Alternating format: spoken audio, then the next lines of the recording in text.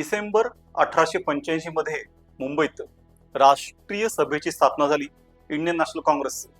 या काँग्रेस मागे सर्वात महत्वाची संस्था कुठली उभी असेल तर ती म्हणजे पूना सार्वजनिक सभा, जिची स्थापना मुळात 1867 मध्ये पुण्यात पूना असोसिएशन नावाने झाली होती. पण 1870 मध्ये नाव घेतलं सार्वजनिक सभा आणि तिच्या मागे प्रमुख व्यक्ती होते गणेश वासुदेव जोशी, ज्यांना लोक प्रेमाने सार्वजनिक काका असं म्हणत.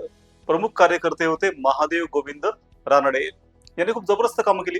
त्यांनी मागणी केली की ब्रिटिश पार्लमेंटमध्ये भारतीयांना प्रतिनिधित्व द्या, हाती घ्याल ते तडीस न्या, असं त्यांचं ब्रीज होतं.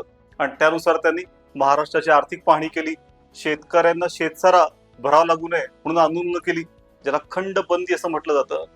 पुढे जाऊन एक महिला पण अध्यक्ष झाली, मीरा पावगी या नावाने. आणि अशा प्रकारे या संस्थेचं कार्य मोठं उज्ज्वल ठरलंय.